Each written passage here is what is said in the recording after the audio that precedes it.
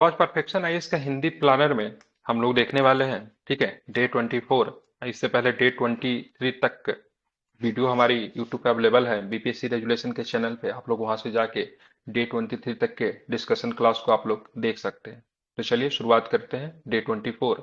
और डे 24 में आज जो हम डिस्कशन करने वाले हैं, भारत में कृषि, पशुधन, सिंचाई एवं बहुउद्देशीय परियोजना, जिसमें से भारत में कृषि वाला चैप्टर, बहुउद्देशीय परियोजना वाला चैप्टर आपके बीपीएससी के लिए बहुत अधिक इंपॉर्टेंट है। और उम्मीद होती है इस बहुउद्देशीय परियोजना से एक प्रश्न आपके बीपीएससी के एग्जाम में पूछे जाते हैं। ठीक है, तो चलिए शुरुआत करते हैं। अब पहला क्वेश्चन जो रहा आपके समक्ष ये रहा। यहाँ पे कुछ ऑप्शन दिया हुआ है बांध का, और यहाँ पे आपको नदी का नाम दिया हुआ है, बताना है कौन सा बांध किस नदी पे है। सबसे पहले आप देख लो तिलैया बांध। तो तिलैया बांध आपको झारखंड में आपको देखने को मिलता है। कहाँ पे तिलैया बांध? आवाज अगर नहीं जाएगी तो आप बताइएगा, ठीक है। झारखंड में आपको तिलैया बांध है, और ये के बराकर नदी पे आपको तिलैया बांध मिलेगी। ठीक है। माटा टीला परियोजना की बात करेंगे तो ध्यान में रखिए किस नदी पे है, तो ये बत किस पे माता टीला परियोजना बताइए? बेतवा होगा ना इसका। क्या लिया है डी का आंसर? इसका आंसर ए है, मतलब ए का 3 बी का 1।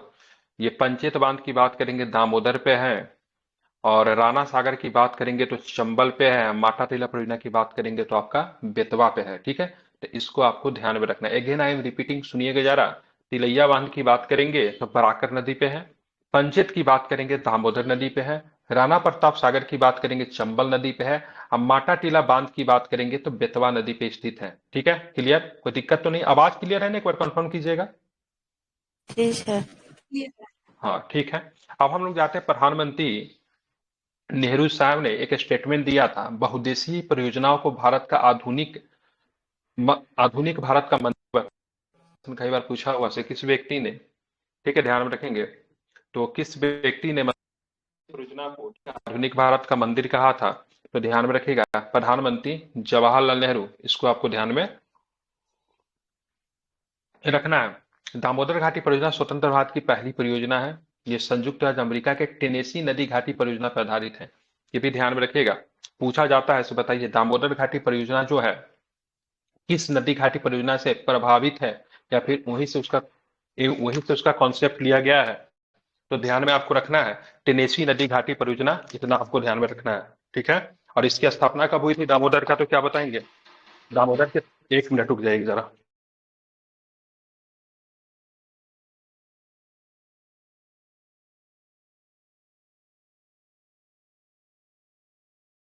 दामोदर की स्थापना कब हुई थी तो क्या बताएंगे?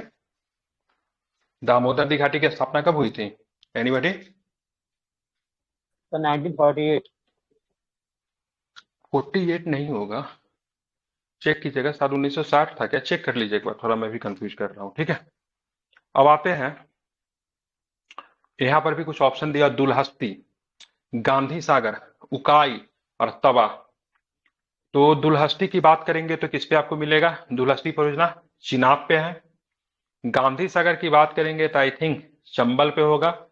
उकाई की बात करेंगे तो ये ताप्ती नदी पे है, और तवा की बात करेंगे तो तवा नदी पे है। ठीक है, गांधी सागर चंबल पे है, दुलहस्ती की बात करेंगे तो चिनाब नदी पे है। ठीक है, आप देखेंगे इसका आंसर डी लिया है। नदियों पर बांध इस प्रकार से है। चिनाब नदी पे अगर बांध बात करते कौन कौन से बांध है, तो ये कई बार एग्जाम में पूछा जाता है। You should be learn it, आपको याद करना चाहिए इसको। दुलहस्ती परियोजना की बात करेंगे, या फिर हम बात करते हैं बगलीहार का, या फिर बात करेंगे सलाल का। ठीक है, ये सब के सब आपको जम्मू कश्मीर में आपको देखने को मिलता है, और सारे के सारे परियोजना जो है चिनाब नदी पे है। ठीक है, चंबल की बात करेंगे तो चंबल पे आपको गांधी सागर, राणा प्रताप सागर, जवाहर सागर, मतलब चंबल पे सागर ही सागर है। ठीक है, तीनों सागर आपको ध्यान में रखना है, गांधी सागर, राणा प्रताप सागर और जवाहर सागर कहाँ पे है? तो चंबल पे है, ध्यान में रखिएगा। और ताप्ती नदी पे बात करेंगे तो यहाँ पे उकाई और काकरा पार बांध जो है सो आपके ताप्ती नदी पे आपको देखने को मिलेंगे, गुजरात में है ये। तवा नदी की बात करेंगे तो तवा नदी पे आपको तवा बांध आपको देखने को मिलेगा। ठीक है, चलिए आगे देखेंगे। चेरुथानी बांध किस नदी पे अवस्थित है? प्रश्न है चेरुथानी बांध किस नदी पे अवस्थित है, तो ध्यान रखेंगे पेरियार नदी पे है। ठीक है, पेरियार नदी किस राज्य में बहती है, बता ही दोगे? केरल। कहा? केरल में आपको पेरियार नदी आपको दिखेगी, इसे आप ध्यान में रखेंगे। केरल के इडुक्की जिले में राज्य का सबसे बड़ा कंक्रीट गुरुत्वाकर्षण बांध इडुक्की आर्क बांध के नजदीक है। यह भारत में तीसरा सबसे बड़ा बांध है जो पेरियार नदी पे 454 फुट ऊंचा है। इडुक्की भारत में एक हिल स्टेशन है जो इसके वन्यजीव खजाने के लिए प्रसिद्ध है। ठीक है, इडुक्की कहाँ पे पड़ेगा? तो इडुक्की आपको केरल में है, इसे भी आप ध्यान में रखेंगे। निम्नलिखित में से कौन सा युग्म सही सुमेलित नहीं है? तो सरदार सरोवर बांध की बात करेंगे तो नर्मदा नदी पे बिल्कुल सही है। तिलैया बांध की बात करेंगे तो कोनार नदी पे नहीं है, ध्यान में रखें। बराकर नदी पे, किस नदी पे है? बराकर नदी पे आपको ध्यान में रखिएगा। झारखंड राज्य में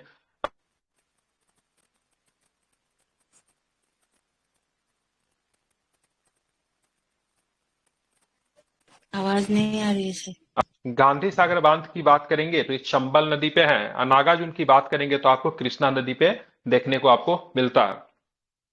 तिलैया बांध की बात करेंगे तो झारखंड के कोडरमा जिले में दामोदर घाटी निगम द्वारा निर्मित यह पहला बांध और हाइड्रो इलेक्ट्रिक पावर स्टेशन है जो बराकर नदी पर बनाया गया है। यह बांध 1200 फीट लंबा और 99 फीट ऊंचा है। इसके निर्माण में मुख्य उद्देश्य बाढ़ को नियंत्रित करना तथा 4 मेगावाट बिजली का उत्पादन करना था। ठीक है, ध्यान में रखना है। अब आते हैं पांचवा क्वेश्चन जो देखेंगे तो फिर यहाँ पे शक्ति, ठीक है, और यहाँ पे परियोजना से संबंधित है। तो सबसे पहला जो है जवाहर सागर की बात करेंगे तो कौन सा सुमेलित नहीं है? तो जवाहर सागर तो राजस्थान में है।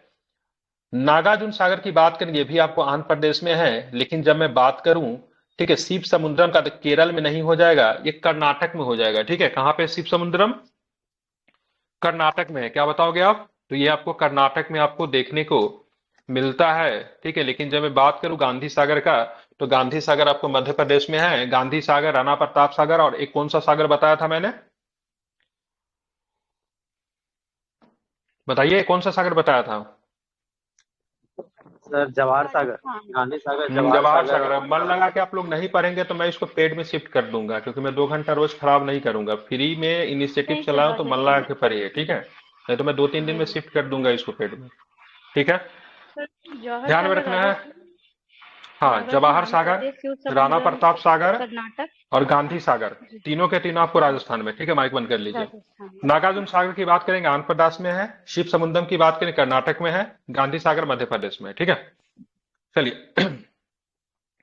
तो यहाँ पे ध्यान में रखना, शिव समुद्रम जल विद्युत परियोजना कर्नाटक में स्थित है। जवाहर सागर परियोजना राजस्थान में चंबल नदी पे है। नागार्जुन परियोजना की बात करेंगे तो आंध्र प्रदेश में कृष्णा नदी पे है। और गांधी सागर परियोजना मध्य प्रदेश में चंबल नदी पे है। ठीक है, ये गांधी सागर है ना, ये जवाहर सागर, ये राजस्थान में भी कुछ हिस्सा है, मध्य प्रदेश में भी कुछ हिस्सा है। ठीक है, तो ये भी आप ध्यान में रखना। ठीक है, थोड़ा सा यहाँ पे कंफ्यूजन हो जाता है। मेटूर बांध, मैटूर नहीं होता, मेटूर बांध की बात करेंगे। आई थिंक ये आपको तमिलनाडु में होगा। तमिलनाडु, मयूराक्षी तमिलनाडु। परियोजना ये उड़ीसा की होगी। नागार्जुन आंध्र प्रदेश की होगी। सॉरी, मयूराक्षी पश्चिम बंगाल का होगा। हीराकुंड पश्चिम आपका बंगाल। उड़ीसा का होगा। ठीक है, तो चलिए इसका जरा मिलान कर लेते हैं। तो मेटूर बांध की बात करेंगे तो ध्यान में रखिएगा किस नदी पे है? तो कावेरी नदी पे है, तमिलनाडु में है। मयूराक्षी परियोजना की बात करेंगे तो मयूराक्षी नदी पे है और पश्चिम बंगाल में है। नागार्जुन सागर की बात करेंगे तो कृष्णा नदी पे है और साथ में आंध्र प्रदेश पे है। ठीक है, जब मैं बात करूं हीराकुंड का, तो महानदी पे है और कहां पे? ओडिशा में है। ठीक है, इडुक्की परियोजना की बात करते हैं तो पेरियार नदी पे है, केरल में है। हिडकल परियोजना की बात करते हैं, बीपीएससी ने यहां से प्रश्न पूछा है, तो घाट प्रभा नदी पे है। और कहां पे ये आएगा तो ध्यान में रखना है आपको, कर्नाटक में आएगा। ठीक है, बाकी सबका पर्पस एक ही होता है। ठीक है, पर्पस आपको नहीं ध्यान में रखना, सबका पर्पस वही होता है, शक्ति उत्पादन और सिंचाई। ठीक है, मत्स्य पालन, नौकायान और क्या बोलते हैं, किसको बढ़ावा देना यार? आप लोग घूमने जाते हो उसको क्या बोलते हैं उसको? टूरिज्म। टूरिज्म को बढ़ावा टूरिज्म को देना। बढ़ावा ठीक है, देना। जी हाँ बिल्कुल, क्योंकि जो बांध जो होता है ना, वहां पे बहुत टूरिस्ट जो होते हैं वहां पे पहुंचते हैं, नौकायान का आनंद लेते हैं। ठीक है, बांध के ऊपर घूमते हैं, उससे क्या होता है ना, उससे अर्थ, वहां अर्थ जेनरेट होता है, मतलब उससे पैसे आते हैं। ठीक है, अब आते हैं चेरुथोनी बांध। ठीक है, इंदिरा सागर बांध, कृष्णा सागर बांध, अब मेटूर बांध। तो मेटूर बांध के बारे में हम लोगों ने तभी जस्ट देखा से भाई साहब, मेटूर बांध जो है सबको तमिलनाडु में है। कावेरी और ये नदी पे, चेरुथानी तमिलनाडु। बांध इडुक्की जिला में पड़ता है, केरल में है। ठीक है, इंदिरा सागर जाहिर सी बात है मध्य प्रदेश होगा, और कृष्णा सागर बांध की बात करेंगे तमिलनाडु होगा। ठीक है, अब यहाँ पे देखेंगे, थोड़ा सा आई थिंक मैंने उल्टा कर दिया क्या? कृष्णा सागर में कहाँ लगा दिया मैं? सर कृष्णा तमिलनाडु। सागर कर्नाटक होगा ना? कृष्णा सागर कर्नाटक में होगा, तमिलनाडु में नहीं होगा। ठीक है, सुधार लीजिएगा। ठीक है, मेटूर बांध जो है ना, ये तमिलनाडु में। मेटूर तमिलनाडु में, कृष्णा सागर की बात करेंगे तो ये कर्नाटक में, चेरुथानु की बात करेंगे केरल में, इंदिरा सागर कहाँ पे होगा तो मध्य प्रदेश में। ठीक है, देखिए, प्रमुख बांध एवं उनसे संबंधित राज्य की सूची का मिलान इस प्रकार से है। चेरुथोनी बांध की बात करें केरल में है, इंदिरा सागर बांध आपको मध्य प्रदेश में है, कृष्णा राज सागर बांध की बात करें कर्नाटक में है, मैतूर बांध की बात करेंगे तो कहां पे आपको तमिलनाडु में आपको ये देखने को मिलता है। इसे आप ध्यान रखें। पृथ्वी पर उपलब्ध जल का केवल 2.5% अलवणीय मतलब पीने लायक है, मतलब बोल सकते हैं ये शुद्ध जल है जिसको आप लोग पीते हो। कितना है? तो मात्र 2.5%। ठीक है, ध्यान में रखेंगे। तो ये बिल्कुल सही दिया हुआ है। सिंचित क्षेत्रफल की दृष्टि से भारत विश्व में दूसरा स्थान है, तो ये गलत है। ठीक है, पहला स्टेटमेंट ही केवल सही है। मतलब पृथ्वी पे जितने भी जल है उसमें से 2.5% जल ही मतलब ड्रिंकिंग वाटर के लायक है। ठीक है, जिसमें से मतलब 97.5% पानी ऐसा है जो कि खरा जल है, मतलब आप उसको पी नहीं सकते हो। इसको आपको ध्यान में रखना है। ठीक है, सिंचित क्षेत्रफल की दृष्टि से भारत विश्व में पहला स्थान है। ठीक है, जल समवर्ती सूची का विषय है। ठीक है, स्टेट और सेंट्रल दोनों कंसीडर जिस सूची को करे उसको समवर्ती बोलते हैं, कंकरेंट लिस्ट कहा जाता है उसको। भारतीय संविधान का अनुच्छेद 246 और अनुच्छेद 262 जल के संबंध में केंद्र और राज्यों के दायित्वों का निर्धारण किया जाता है। दोनों आर्टिकल्स याद रखना है, 246 और साथ में 262। ठीक है, ध्यान रखेंगे। ठीक है, तो यहाँ पे जल के संबंध में केंद्र और राज्यों के दायित्वों का निर्धारण करने वाले दो अनुच्छेद है। एक अनुच्छेद की बात करेंगे 246 है और दूसरे अनुच्छेद कौन सा है? तो 262 है। ठीक है, अब आते हैं आगे के प्रश्नों को भी जरा देखते हैं। निम्नलिखित कथनों में से कौन सा असत्य है? भारत में जल भंडारण का 2/3 भाग गंगा, ब्रह्मपुत्र, मेघना नदी घाटियों से प्राप्त होता है। ठीक है, पुनः भ्रमण योग्य जल संसाधन उत्तर प्रदेश में सबसे संपन्न राज्य है। ये आपका दूसरा स्टेटमेंट है। तो देखते हैं कौन सा स्टेटमेंट सही है। तीसरा भी दिया हुआ है। तीसरा की बात, उत्तर पूर्वी क्षेत्रों में भूमिगत जल अधिक मात्रा में पाया जाता है। अपरादीपीय भारत एवं हिमालयी क्षेत्रों में भूमिगत जल कम मात्रा में पाया जाता है। तो क्या चुनना था? सही चुनना था, गलत चुनना था? ठीक है, ठीक है, गलत चुनना था कि सही चुनना था? प्रश्न को एक बार और से देखना चाहिए। ठीक है, कौन सा असत्य है? ठीक है, तो पहला वाला तो सही है। भारत में जल भंडारण का 2/3 भाग ब्रह्मपुत्र, मेघना नदियों की घाटियों से प्राप्त होता है। पुनः भरण योग्य जल संसाधन में उत्तर प्रदेश सबसे प्रथम स्थान पे है, तो ये आपका सही है। और तीसरा नंबर स्टेटमेंट इसका गलत लिया है। उत्तर पूर्वी क्षेत्रों में भूमिगत जल अधिक मात्रा में पाया जाता है, तो ये गलत लिया है। और प्रायद्वीपीय पठार एवं हिमालयी क्षेत्रों में भूमिगत जल कम मात्रा में पाया जाता है, तो ये सही है। ठीक है, देश के उत्तर पूर्वी क्षेत्रों में अधिक वर्षा होती है, परंतु भूमि के ढाल होने के कारण जल के प्रवेश के लिए अनुकूल परिस्थितियां नहीं मिलती। मतलब भूमि क्या है ना, ढाल वाला है, मतलब जल को वो रोक नहीं पाता है। जब तक जल को रोकेगा नहीं तब तक मतलब जल जमीन के अंदर तो नहीं जा पाएगा ना। तो वहां पे ढाल जो है अधिक है, इस वजह से जल जो है जमीन के अंदर नहीं जा पाता है। इन भागों में भूमिगत जल अधिक गहराई में एवं कम मात्रा में मिलती है। जल संबर प्रबंधन, जिसको वाटर शेड मैनेजमेंट कहते हैं, कि संबंधित निम्नलिखित कथनों पर विचार करना है। जल संबर का अभिप्राय एक ऐसे क्षेत्र से है जिसका जल एक निश्चित दिशा में प्रभावित होता है। ठीक है, जल संभर का एक अभिप्राय एक ऐसे क्षेत्र से है जिसका जल एक निश्चित दिशा में प्रभावित होता है, पहला ऑप्शन। और दूसरा ऑप्शन की बात करेंगे, इस प्रबंधन के अंतर्गत केवल प्राकृतिक भंडारों को सम्मिलित किया जाता है। इस प्रबंधन के अंतर्गत केवल प्राकृतिक संसाधन और समाज के बीच संतुलन स्थापित करना। बताना है कौन सा सही है। तो 1 और 3 सही है, बाकी दूसरा गलत है। ठीक है, मतलब अगर ये कहना तो इस प्रबंधन के अंतर्गत केवल प्राकृतिक भंडारों को सम्मिलित किया जाता है, तो ये स्टेटमेंट आपका गलत है। ध्यान में इसको रखना है।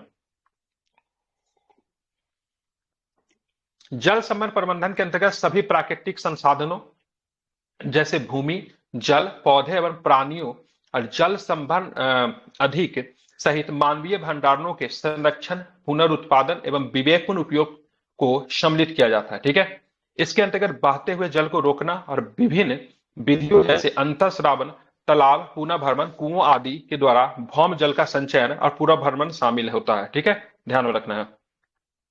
1 मिनट।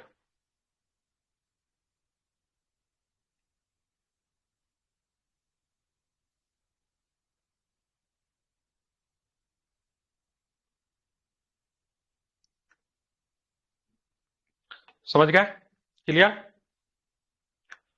तो इसको आपको ध्यान में रखना है। 1 और 3 की बात करेंगे, आपका सही है। अब हम लोग आते हैं आगे के प्रश्नों को देखते हैं। राष्ट्रीय जल मिशन के संदर्भ में निम्न कथनों में से कौन सा कथन असत्य है? अप्रैल 2015 में केंद्रीय मंत्रिमंडल द्वारा महत्वाकांक्षी राष्ट्रीय जल मिशन ठीक है। अप्रैल 2015 में केंद्रीय मंत्रिमंडल द्वारा महत्वाकांक्षी राष्ट्रीय जल मिशन को मंजूरी प्रदान की गई थी। ठीक है। यह मिशन जलवायु परिवर्तन एवं राष्ट्रीय कार्य योजना के घटकों में से एक है। जल के उपयोग की दक्षता 20% तक बढ़ाना है। बेसिन आधारित एकीकृत जल भंडारण प्रबंधन को प्रोत्साहित करना है। बताना है इनमें से कौन सा असत्य है। तो पहला वाला स्टेटमेंट की बात करेंगे, गलत है। ठीक है, ध्यान में रखना। क्यों गलत है? तो राष्ट्रीय जल मिशन के संदर्भ में निम्न कथनों में से कौन सा कथन असत्य है? तो पहला वाला गलत लिया है। अप्रैल 2015 में केंद्रीय मंत्रिमंडल द्वारा महत्वाकांक्षी राष्ट्रीय जल मिशन को मंजूरी प्रदान की गई, तो इसमें ईयर गलत दिया हुआ है। ठीक है, 2005 की जगह पे क्या होगा? तो 2011 होगा। ठीक है, तो 2011 में केंद्रीय मंत्रिमंडल द्वारा महत्वाकांक्षी राष्ट्रीय जल मिशन को मंजूरी दी गई। यह मिशन जलवायु परिवर्तन पर राष्ट्रीय कार्य योजना के 8 घटकों में से एक है। जल के उपयोग की दक्षता को 20% तक बढ़ाना है। बेसिन आधारित एकीकृत जल भंडारण प्रबंधन को क्या करना है? तो प्रोत्साहित करना है। ठीक है, 12 नंबर क्वेश्चन देखिए जो आपके सामने ये रहा। भाखड़ा बांध की बात करेंगे और टिहरी बांध की बात करेंगे, पोलावरम परियोजना की बात करेंगे, हीराकुंड बांध की बात करेंगे। तो भाखड़ा बांध की बात करेंगे तो ध्यान में रखिएगा, ये सबसे ऊंचा है या फिर सबसे लंबा है? क्या बताएंगे? ऊंचा है, ऊंचा है। भाखड़ा बांध आई थिंक सबसे हाइट पे है। ठीक है, भाखड़ा बांध की बात करेंगे विश्व का, इसका आंसर बी लिया है। तो जरा इसके सोल्यूशन पे बात करते हैं। विश्व का सबसे ऊंचा गुरुत्वीय बांध है। ठीक है, हाइट पूछा था एक एग्जाम में, 226 मीटर की इसकी हाइट है। ठीक है, भाखड़ा बांध की हाइट कितनी है, ऊंचाई कितनी है? तो क्या बताएंगे? 226 मीटर। 226 मीटर। ठीक है, बांध के पीछे के झील का नाम क्या है? गोविंद सागर है। एशिया का दूसरा सबसे बड़ा एवं ऊंचा बांध है। ठीक है, ध्यान रखना है विश्व का सबसे, कृत्रिम है। हाँ ठीक है, बिल्कुल। जो भी बांध जो होगा ना उसके पीछे एक कृत्रिम बांध बनाया जाता है। ठीक है, क्यों बनाया जाता है पता है? नहीं सर, जब बांध में जब पानी जब ओवरफ्लो जब करने लगे तो उसको काउंटर करने के लिए हर बांध के पीछे एक कृत्रिम झील टाइप का होता है, उसके पानी को मतलब वो काउंटर करने तो बांध क्या होगा ना, बांध का जो पानी जो होगा वो बांध को क्या करेगा? तोड़ देगा। ठीक है, ध्यान रखें। तो हमेशा जो बड़ा बांध होता है उसके पीछे एक कृत्रिम बांध होता है। ठीक है, तो भाखड़ा बांध विश्व का सबसे ऊंचा गुरुत्वीय बांध है, 226 मीटर है। बांध के पीछे के झील का नाम गोविंद सागर है, ये एशिया का दूसरा सबसे बड़ा ऊंचा बांध है। ठीक है, टिहरी बांध की बात करेंगे तो ये उत्तराखंड राज्य के टिहरी नामक जिला में पड़ता है, नाम ही बन चुका है टिहरी। ठीक है, टिहरी नाम के स्थान पर भागीरथी भिलंगना नदी के संगम पर विश्व का सबसे ऊंचा चट्टान आपूरित बांध है। ठीक है, टिहरी बांध की बात करेंगे किन नदियों के संगम पे है? तो क्या बताएंगे? भागीरथी और भिलांगना। ठीक है,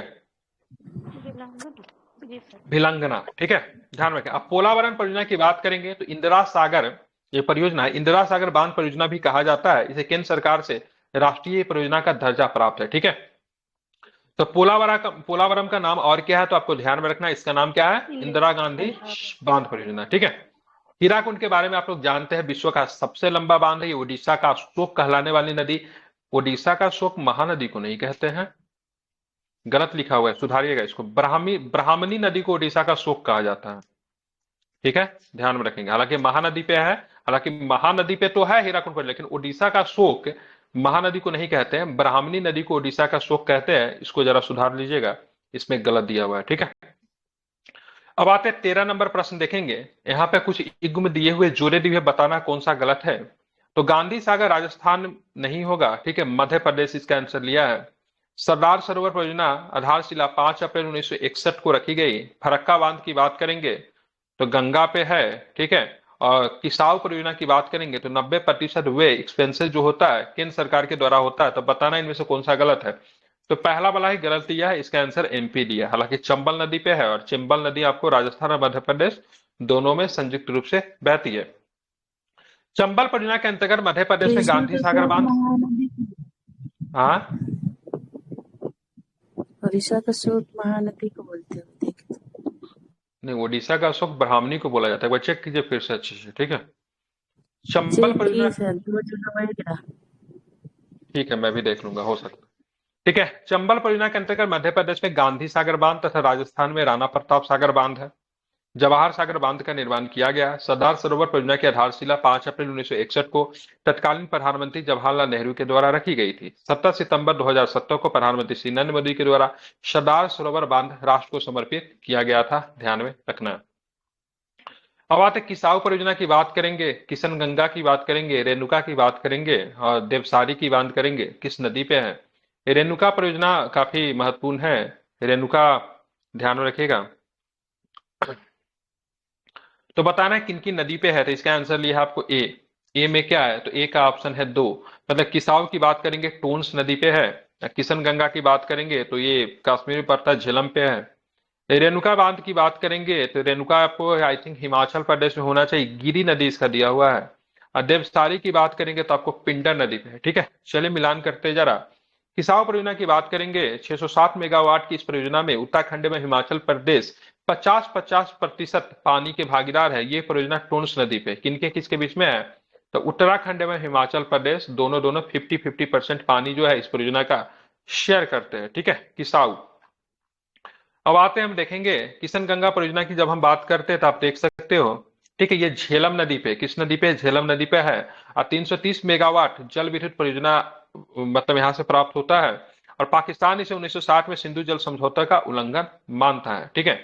रेणुकाबाद की बात करेंगे तो हिमाचल प्रदेश के सिरमौर जिले में यमुना नदी की सहायक, ठीक है, गिरी नदी पे बनाई गई है। इस परियोजना की लागत 36,000 करोड़ रुपए होगी, जिसके लिए 909 हेक्टेयर वन भूमि की दरकरार है, ठीक है। रेणुका ध्यान में क्या है? रेणुका जो है सो आपका रामसर स्थल भी है। क्या है रेणुका? तो रेणुका भारत का रामसर स्थल भी है। तो मैं ये क्यों बता रहा हूं तो ध्यान में रखिएगा। रेणुका एक ऐसा रामसर स्थल है जो कि भारत की सबसे छोटी रामसर स्थल है, ठीक है। हमारे यहाँ रामसरों की संख्या 85 हो गई है, जिसमें से सबसे छोटी जो है रेणुका वेटलैंड की बात करेंगे, सबसे छोटी रामसर साइट है। यह भी आपको ध्यान में रखना चाहिए, पूछा जा सकता है। देवसारी बांध परियोजना की बात करेंगे तो उत्तराखंड की पिंडर घाटी में गढ़वाल के चमोली जिले में पिंडार नदी पे प्रस्तावित है। 6 बिजली परियोजनाएं हैं जिनका स्थानीय लोग, ठीक है, विरोध कर रहे हैं। इनमें से सबसे बड़ी देवसारी बांध परियोजना 330 मेगावाट की है। तो कहां पे है देवसारी? उत्तराखंड में पिंडर घाटी में, गढ़वाल के चमोली जिले में पिंडार नदी पे प्रस्तावित है। इंदिरा गांधी परियोजना से संबंधित, ठीक है, निम्नलिखित कथनों पे विचार आपको देने हैं। इसके माध्यम से रावी और ब्यास नदियों का जल सतलज नदी में लाया जाएगा, ठीक है। ये ब्यास नदी पर पोंग नामक बांध बनाएगा। बिल्कुल, ब्यास नदी पे एक बांध है, ठीक है, इसको नाम क्या है? पोंग बांध। कई बार पूछा गया है। ये विश्व की दूसरी सबसे बड़ी लंबी नहर नहीं है, नहीं, तो विश्व की दूसरी तो नहीं है, लेकिन विश्व की पहली जरूर है, ठीक है, मतलब सबसे बड़ी है ये, ठीक है। मुख्य नहर को इंदिरा नहर के नाम से भी जाना जाता है, तो ये भी आपको सही है। ये संसार की सबसे लंबी नहर है। इसके उत्तरी पश्चिमी राजस्थान से श्री गंगानगर, बीकानेर तथा जैसलमेर जिलों की सिंचाई की जा सकती है। मुख्य नहर को इंदिरा नहर के नाम से जाना जाता है। ये भारत का सबसे बड़ा कमान क्षेत्र विकसित करता है, तो ये भी सही है। अब आते हैं दौधन बांध किस परियोजना से संबंधित है? दौधन बांध की बात करेंगे तो केन बेतवा लिंक परियोजना, ठीक है, ध्यान में रखेंगे। एक केंग बेतवा लिंक परियोजना संबंधित है। केन बेतवा की बात करेंगे तो यमुना की आई थिंक सहायक नदी होनी चाहिए।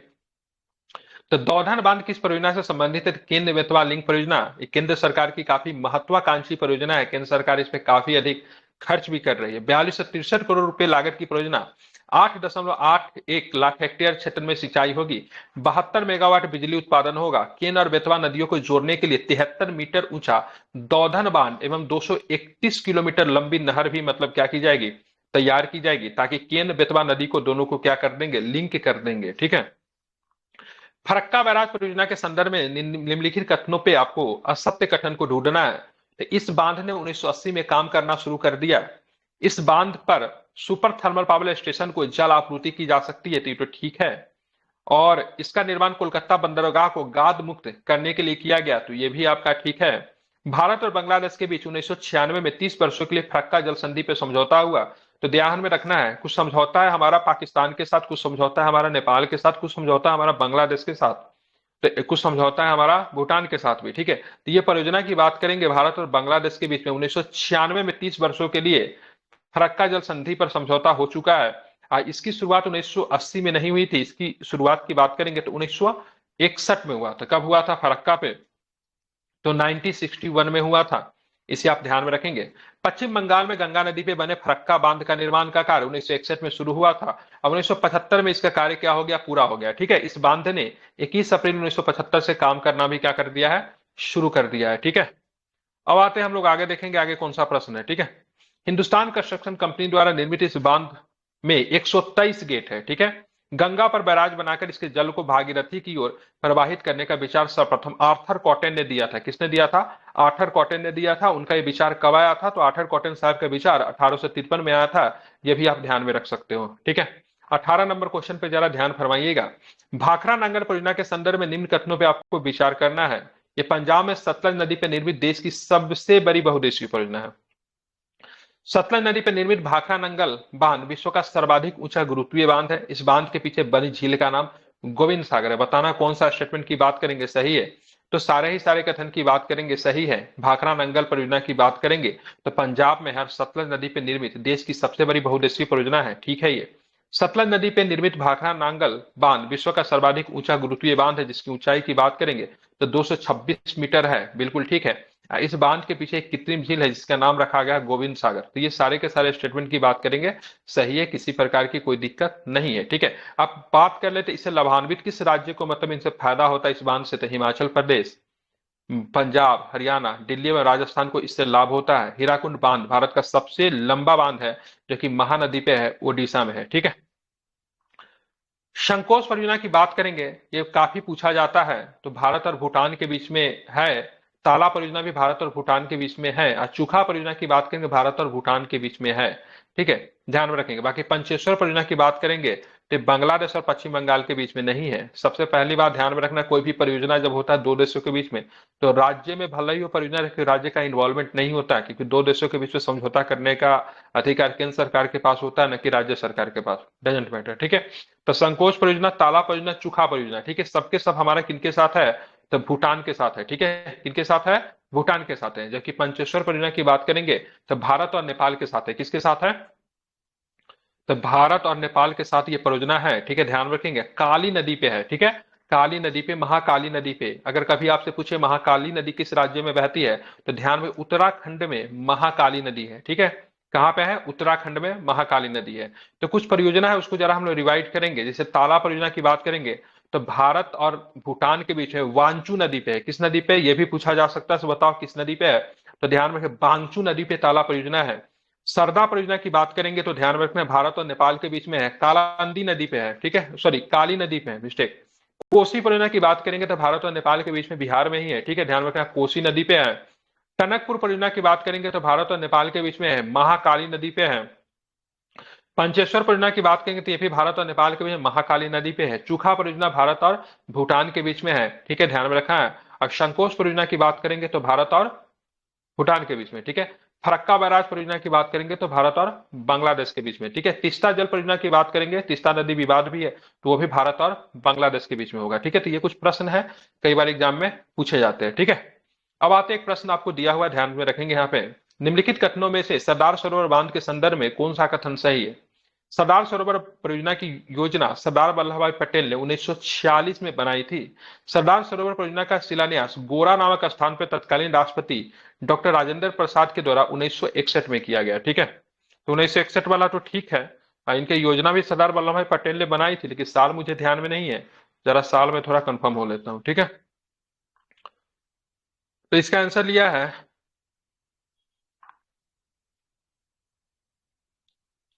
डी, मतलब बोला सही कि गलत, 1 3 4 सही है।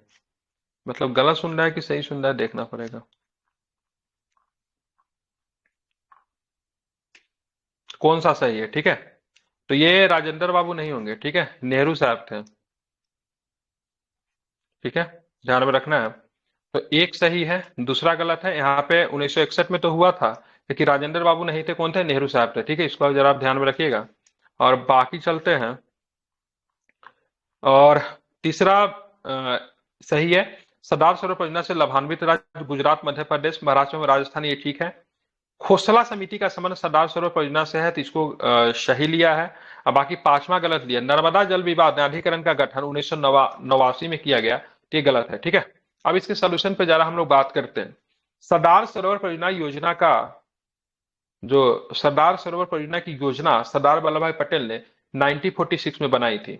सरदार सरोवर परियोजना का शिलान्यास गोरा नामक स्थान पर तत्कालीन प्रधानमंत्री नेहरू जी के द्वारा 1961 में किया गया। सरदार सरोवर परियोजना से लाभान्वित राज्य गुजरात, मध्य प्रदेश, महाराष्ट्र और राजस्थान है। खोसला समिति का संबंध सरदार सरोवर परियोजना से है। नर्मदा जल विवाद न्यायाधिकरण का गठन 1969 में किया गया था।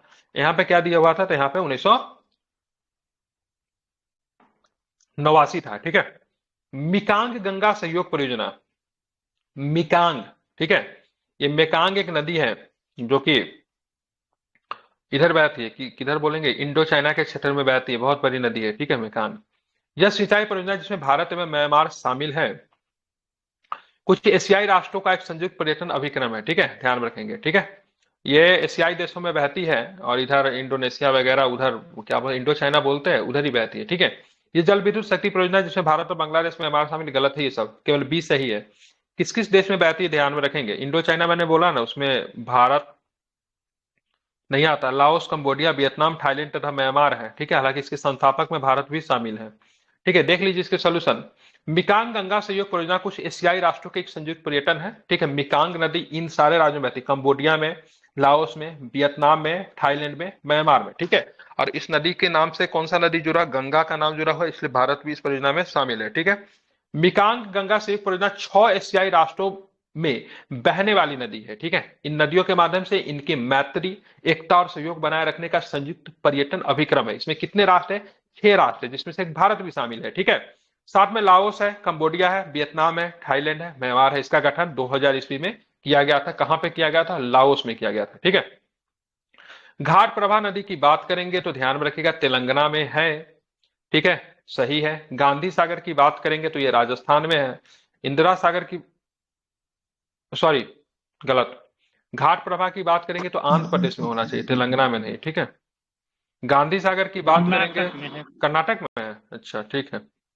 ठीक है, इंदिरा सागर भी गलत दिया हुआ, मैथन भी गलत दिया हुआ है। ठीक है, तो इसमें पूछ रहा है कितने सही सुमेलित नहीं है, तो ये पहला गलत है, दूसरा गलत है, तीसरा भी गलत है। ठीक है, घाट प्रभा कहां पे है?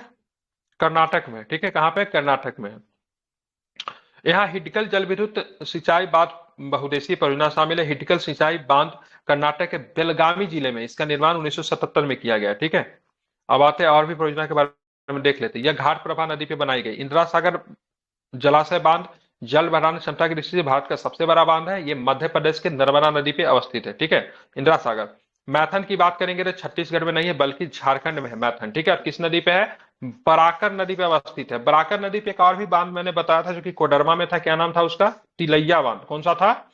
तिलैया। ठीक है, ये कोयला सिटी धनबाद से 48 किलोमीटर के दूर पे है। ठीक है, क्योंकि युग में 2 सुमेलित नहीं है, क्योंकि गांधी सागर बांध मध्य प्रदेश में चंबल नदी पर अवस्थित है। यह बांध राष्ट्रीय महत्व के सबसे महत्वपूर्ण 5 जलाशयों में से एक है। ठीक है, ये सारे के सारे बांध से प्रश्न थे। अब हम लोग थोड़ा कृषि के ऊपर आते हैं। भारत में सीमांत कृषि भूमि जोत का आकार क्या है? तो इसका लिखा है 1 हेक्टेयर से कम।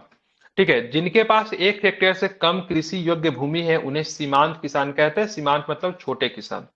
सीमांत किसान के पास 1 हेक्टेयर से कम, लघु किसान के पास 1 से 2 हेक्टेयर, मध्यम किसान के पास 2 से 10 हेक्टेयर, और जो बृहद किसान होते हैं उनके पास 10 हेक्टेयर से अधिक। अगेन आई एम रिपीटिंग, सुनिएगा। सीमांत किसान 1 हेक्टेयर से कम, लघु किसान 1 से 2 हेक्टेयर, मध्यम किसान 2 से 10 हेक्टेयर, और बृहद किसान 10 हेक्टेयर से अधिक। ठीक है, इसको आपको ध्यान में रखना।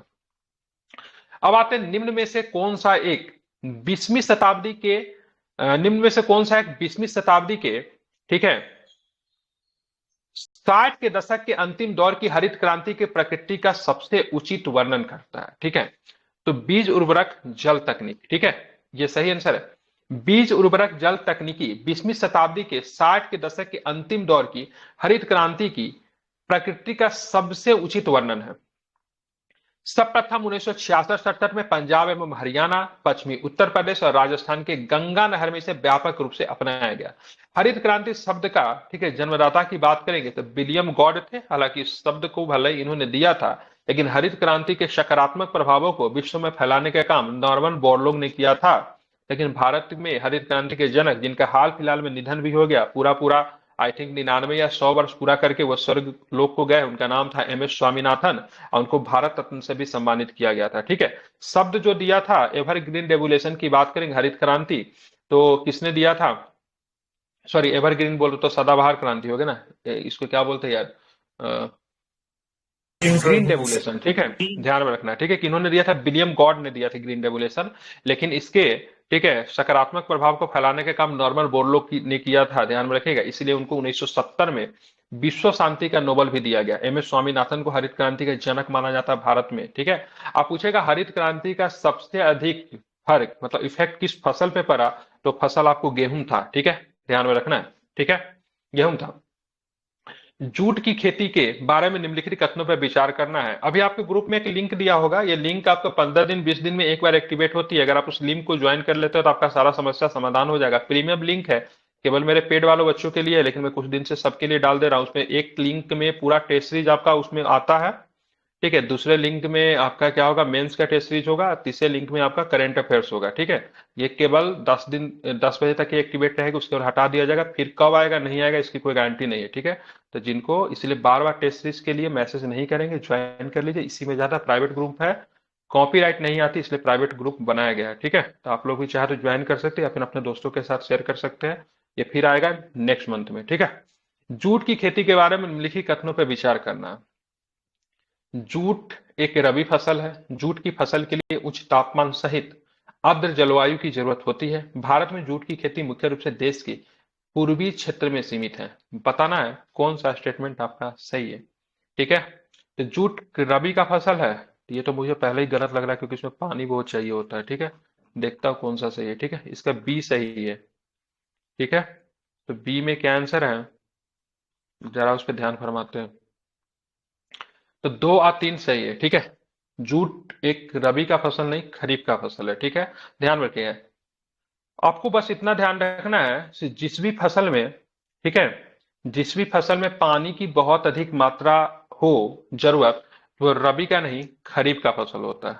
ठीक है, जैसे धान किसका फसल है, खरीफ का फसल है। या फिर जो मानसून के महीने में जो फसल जिसको लगाने की आवश्यकता हो, सबके सब खरीफ में आता है। ठीक है, तो ये भी एक ट्रिक है। वैसे फसल के नाम वाइज भी आप याद कर सकते हो। ठीक है, देखिए जूट एक अखाद्य खरीफ फसल है। ठीक, अखाद्य मतलब आप इसको खा नहीं सकते हो, व्यावसायिक फसल है।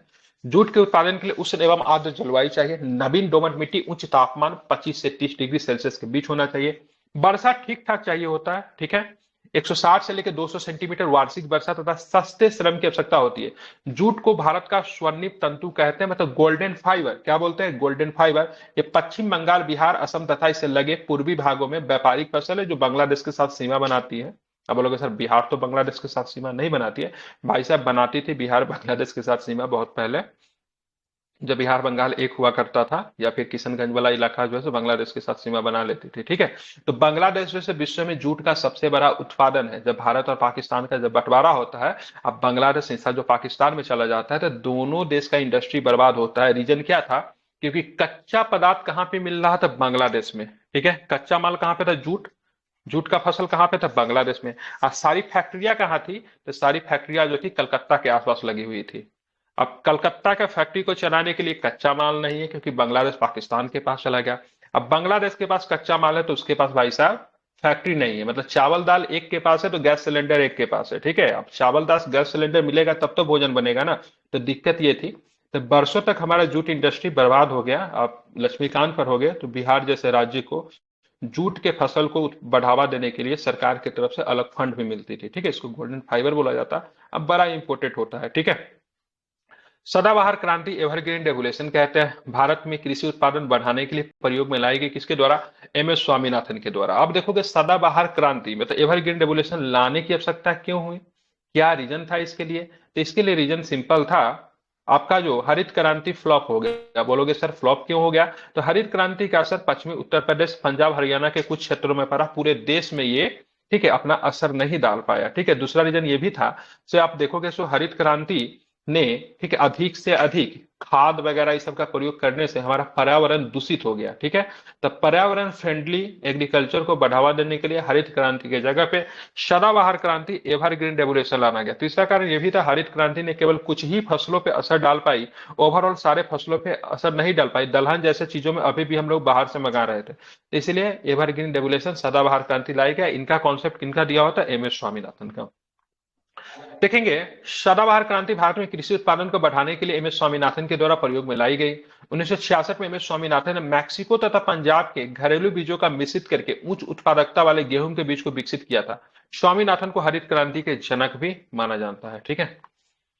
जूट की बात करेंगे, पश्चिम बंगाल ठीक है, चाय असम ठीक है, गन्ना उत्तर प्रदेश ठीक है, लेकिन रबर का हिमाचल प्रदेश तो नहीं होगा, ठीक है, ध्यान में रखना।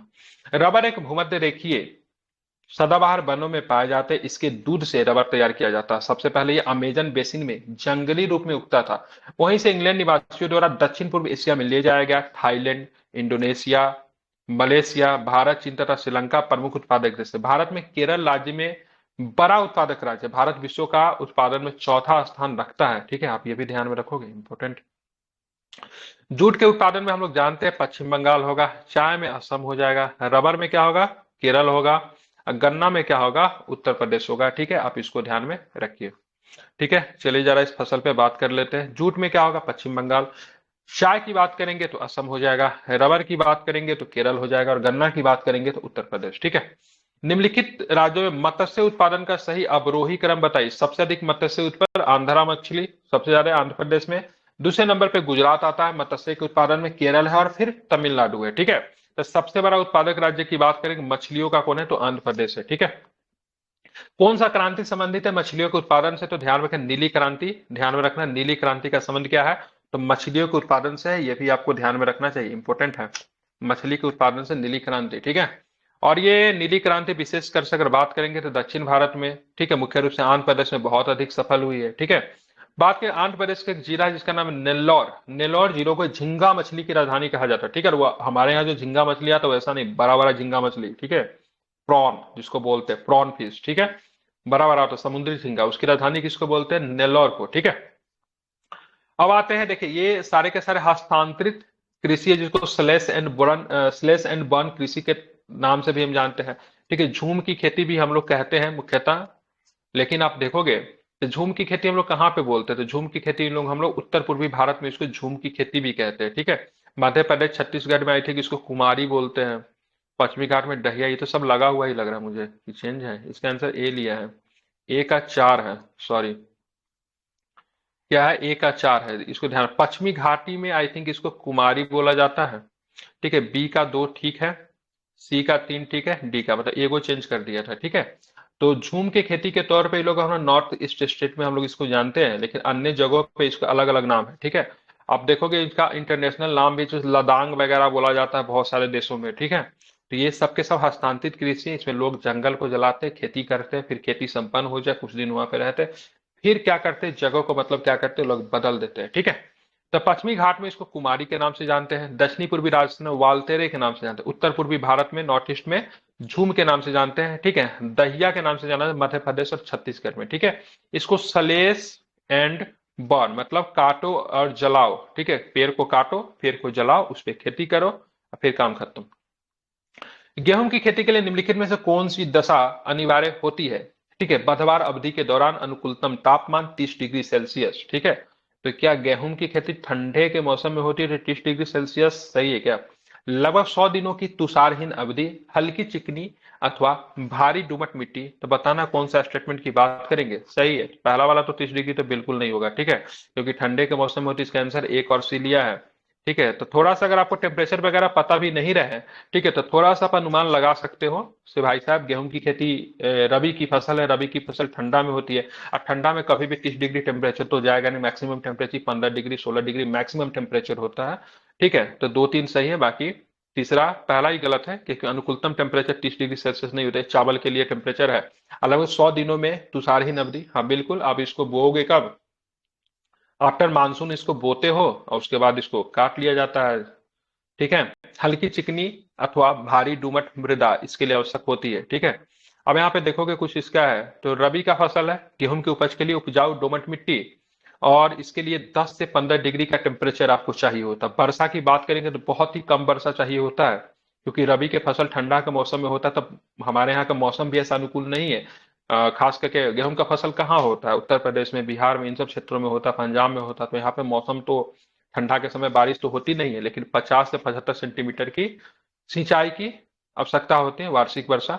भारत में कुल कृषि योग्य भूमि के बाद धान के बाद दूसरी प्रमुख फसल है, तो सबसे अधिक भूमि पे भारत में क्या होता है, धान होता है, उसके बाद आप देखोगे तो गेहूं होता है, ठीक है। हरित क्रांति का सबसे ज्यादा फर्क की बात करेंगे तो किस पे पड़ा, गेहूं पे पड़ा। कल्याण, सोनालिका, राज 3077, अर्जुन आदि इसकी प्रमुख किस्में हैं, ठीक है। मैक्सिको शुष्क प्रदेशों की असिंचित भूमि के लिए सबसे उत्तम किसे, करनाल, बंट एवं रस्ट गेहूं के लगने वाला रोग है, ध्यान में रखेंगे। हरित क्रांति के प्रथम चरण, ठीक है, हरित क्रांति के प्रथम चरण 1966-72 के भाग के रूप में निम्नलिखित में से किन राज्यों में खदानों की उच्च उपज देने वाली किस्में परिवर्तित की गई, ठीक है। तो कहां पे किया गया, तो ध्यान में रखेंगे हरित क्रांति के प्रथम चरण, कई चरण में हरित क्रांति चला है, 66 से लेकर 72 तक पहला चरण था। तो निम्नलिखित में से किन राज्यों में खदानों की उच्च उपज देने वाली किस्में परिवर्तित की गई थी, तो इसका आंसर डी लिया है, मतलब 3 और 4, ठीक है। मतलब हरित क्रांति का असर कहां पे पड़ा, तो पंजाब में पड़ा, हरियाणा में पड़ा, उत्तर प्रदेश में पड़ा। उत्तर प्रदेश में भी कौन सा उत्तर प्रदेश, वेस्टर्न उत्तर प्रदेश में पड़ा। अगर पूछोगे हरित क्रांति का असर क्या पूरे भारत में हुआ, तो नहीं हुआ, ठीक है, ध्यान में रखेंगे। 3 और 4 सही है। हरित क्रांति उच्च गुणवत्ता वाले बीज, रासायनिक उर्वरक एवं नहरी सिंचाई आधारित कृषि उत्पादन की एक नवीन प्रक्रिया थी। सर्वप्रथम 66-67 में पंजाब, हरियाणा, पश्चिमी उत्तर प्रदेश और राजस्थान के गंगानगर आदि क्षेत्रों में इसे व्यापक रूप से अपनाया गया, ठीक है। Not entire Uttar Pradesh, mainly अगर बात करोगे तो वेस्टर्न उत्तर प्रदेश में ज्यादा इसका असर पड़ा था। हरित क्रांति शब्द का सर्वप्रथम प्रयोग अमेरिकी वैज्ञानिक विलियम गॉड ने किया था। हरित क्रांति के तहत रॉक फेलर और फोर्ड फाउंडेशन के तत्वावधान में बौने फसल वाली गेहूं की एक ऐसी किस्म का विकास किया गया जो पारंपरिक अधिक उत्पादन, मौसमी परिवर्तन से कम प्रभावित, शीघ्र तैयार तथा उर्वरकों के साथ अनुकूल प्रतिक्रिया दर्शाती थी। सकारात्मक प्रभावों के कारण 1970 में नॉर्मन बोरलॉग को विश्व शांति का नोबेल पुरस्कार दिया गया। भारत में एम एस स्वामीनाथन को हरित क्रांति का जनक के तौर पर भी हम लोग जानते हैं। निम्न में कौन सा क्रम 3 बड़े गेहूं उत्पादक राज्यों के दृष्टि से सही है, 3 बड़े गेहूं उत्पादक की बात करेंगे, उत्तर प्रदेश, मध्य प्रदेश, पंजाब। लेकिन अगर बात करें परसेंटेज वाइज, जैसे मान लो उत्तर प्रदेश तो सबसे बड़ा गेहूं उत्पादक राज्य तो है, लेकिन पंजाब की बात करेंगे तो कम भूमि में बहुत ज्यादा उपज करता है, तो प्रति हेक्टेयर की बात करेंगे पंजाब का ठीक ठाक है, लेकिन ओवरऑल अगर गेहूं उत्पादन की बात करेंगे तो कौन होगा, तो आपको उत्तर प्रदेश, ठीक है। ध्यान में रखेंगे इसमें क्या प्रश्न है, उत्तर प्रदेश की बात करेंगे भारत में, ठीक है, 32.42% गेहूं का अकेले उत्पादन करता है, मध्य प्रदेश 16% है, पंजाब 15.65% है, हरियाणा 11.42% गेहूं उत्पादक वाले शीर्ष राज्य है, ठीक है, ध्यान में रखना, इंपॉर्टेंट। अब आते हैं आगे, चलेंगे आगे कौन सा प्रश्न है वो भी जरा देखते हैं। खत्म कर दूं कि रहने दो, पूरा खत्म कर दे, 5 पेज और।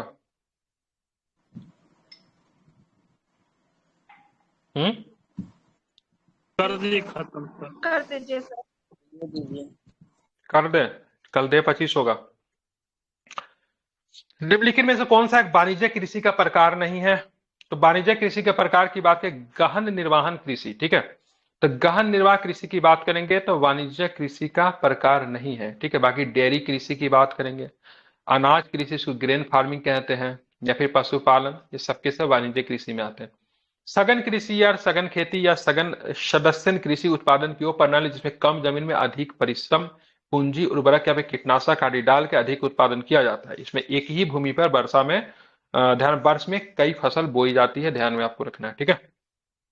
निम्नलिखित में से कौन सी कपास की खेती के लिए एक भौगोलिक आवश्यकता नहीं है, ठीक है, मतलब कपास की खेती के लिए कौन सा मतलब इन्वायरमेंटल नीडेड नहीं है, इसके बारे में समझना है। तो कपास की खेती सबसे पहले आपको ध्यान में रखना है, ये ग्रीष्म ऋतु में तापमान 25 डिग्री ऐसा अधिक हो जाना, ठीक है, सामान्य से हल्की वर्षा होना, सामान्य दुमट मृदा को अच्छे से अपवहन वाली, कम से कम 100 तुषारहीन दिनों की बढ़वार अवधि, ठीक है, तो ये आपका नहीं है। 100 तुषारहीन दिनों की बढ़वार अवधि कपास की खेती के लिए भौगोलिक आवश्यकता नहीं, गेहूं की खेती के लिए होता है, ठीक है। कपास की खेती के लिए तापमान 21 से 30 के बीच में, वर्षा सामान्य से हल्की मतलब बहुत कम वर्षा 50 से 75 सेंटीमीटर एवं इसके लिए कौन सा मृदा चाहिए? तो काली कपास मिट्टी या फिर रेगुर मृदा की आवश्यकता होती है, जो कि कहाँ पे महाराष्ट्र और गुजरात के या फिर दक्कन प्रदेश में आपको मिलता है। ठीक है, कपास की खेती मुख्य रूप से भारत में कहाँ होता है? तो गुजरात में होता है, महाराष्ट्र में होता है, तेलंगाना में होता है, आंध्र प्रदेश में होता है, हरियाणा में बहुत कम, कर्नाटक और मध्य प्रदेश में भी थोड़ा बहुत होता है। इसको व्हाइट गोल्ड कहते हैं, मतलब सफेद सोना कहा जाता है। विश्व में सर्वाधिक कपास का उत्पादन भारत में होता है। अरे यार, ये मुझे डाउट लग रहा है। विश्व में सबसे अधिक चीन में। कपास का उत्पादन, ये थोड़ा मुझे डाउट लग रहा है। यूएसए इसका आंसर होना चाहिए, आई थिंक। देख लीजिएगा इसका क्या है। ठीक है, हालांकि डाटा बदलते रहता है। भारत में न्यूनतम समर्थन मूल्य एमएसपी, ठीक है, मिनिमम सपोर्ट प्राइस के निर्धारण में निम्नलिखित में से किस कारक पर विचार नहीं किया जाता? ध्यान में रखेंगे, निर्वाह व्यय सूचकांक। इन कारणों पे मतलब क्या होता है? विचार नहीं किया जाता। ठीक है, भारत में न्यूनतम समर्थन मूल्य, ठीक है, 23 से 24 फसलों को आई थिंक मिलता है। आई थिंक 24 फसल है। ठीक है, ध्यान में रखना, इसमें गन्ना नहीं शामिल होता है। ये इन फसलों में गन्ना को एमएसपी नहीं मिलता है। ठीक है, गन्ना को क्या मिलता है? तो गन्ना को एफआरपी मिलता है। क्या मिलता है? एफआरपी है सर। ठीक है, ध्यान में रखेंगे, गन्ना को एमएसपी नहीं मिलता, गन्ना को एमएसपी से बाहर रखा गया। भारत में न्यूनतम समर्थन मूल्य के निर्धारण में निर्वाह हुए सूचकांक पर विचार नहीं किया जाता। न्यूनतम समर्थन मूल्य कृषि उत्पादों के लिए एक प्रकार का बीमा कीमत होती है। इसके द्वारा सरकार कृषकों का आश्वासन देती है कि फसलों की कीमतें निश्चित कीमत से नीचे नहीं गिरने दी जाएगी। मान लो 17 रुपया अगर गेहूं का कीमत है, तो उतना पैसा तो मिलेगा ही, एटलीस्ट बढ़ जाए दूसरी बात है, लेकिन 17 से कम उनको नहीं मिलेगा। ठीक है, न्यूनतम समर्थन मूल्य की संतुष्टि कृषि लागत एवं मूल्य आयोग द्वारा वर्ष में 2 बार की जाती है। ध्यान रखिएगा। ठीक है, किसके द्वारा की जाती है? घोषणा संतुष्टि कौन करता है? घोषणा नहीं पूछ रहा हूं, संतुष्टि कौन करता है? घोषणा के लिए तो कृषि मंत्रालय वगैरह है। ठीक है, ये किया जाता है, कृषि लागत एवं मूल्य आयोग के द्वारा संतुष्टि की जाती है। ठीक है, वर्ष में कितना बार? 2 बार होता है। किसके लिए? तो रबी और खरीफ दोनों फसल के लिए की जाती है। ठीक है, चीन है सर कपास में प्रथम उत्पादक। चीन, हाँ वही मुझे लगा, भारत तो नहीं, इतना तो मुझे होगा पता था। चीन। ठीक है, हाँ ठीक लेकिन है। 2024 के कारण इंडिया ले रहा। ये गुजरात है। देख लीजिएगा, जो भी हो डाटा में हो सकता है इधर उधर हो। ठीक है, वैसे भी हम लोग को पढ़ना क्या है, हम लोग को जो है ना, नया वाला जो डाटा आएगा ना, इकोनॉमिक सर्वे वाला, ठीक है, हाँ। इकोनॉमिक सर्वे आएगी ना, तो बीपीएससी के एग्जाम से पहले पढ़ा दूंगा, 10 दिन 12 दिन पहले पढ़ा दूंगा, तो उसमें सब कुछ याद करवा देंगे। ठीक है, भारत में भूमि उपयोग स्थिति के विषय में निम्नलिखित कथनों पे कौन सा सही है? ठीक है, भारत में भूमि भूमि उपयोग स्थिति के विषय में निम्नलिखित में से कौन सा कथन सही है? हाल के वर्षों में वन के अंतर्गत क्षेत्र में भारी कमी आई है।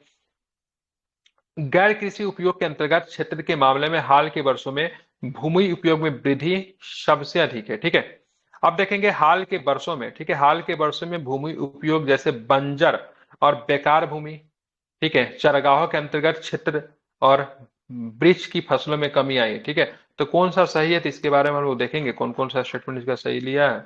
इसका आंसर सी है, मतलब 2 और 3 की बात करेंगे तो सही है। ठीक है, क्या था 2 और 3 में? तो 2 और 3 ऑप्शन को जरा देखिए, तो इसमें जो देखेंगे तो ये और ये तो सही है। ठीक है, हाल के वर्षों में वन के अंतर्गत क्षेत्र में भारी कमी है, ये गलत है। बाकी गैर कृषि उपयोग के अंतर्गत क्षेत्र के मामले में हाल के वर्षों में भूमि उपयोग में वृद्धि की दर सबसे अधिक है।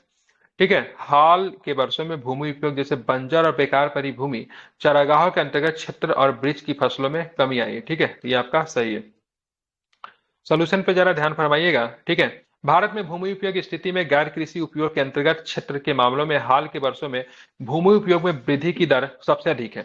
भूमि उपयोग जैसे कि से बंजर और बेकार पड़ी भूमि, चारागाहों के अंतर्गत क्षेत्र और वृक्ष की फसलों में कमी आई है, जबकि हाल के वर्षों में वनों के अंतर्गत क्षेत्र में क्या हुई है? वृद्धि हुई है। ठीक है, कमी नहीं है, वृद्धि हुई है। ठीक है, अब आते आपको इन दोनों कथनों का सावधानी पूर्वक परीक्षण करना है और नीचे दिए गए कूट का प्रयोग करके इन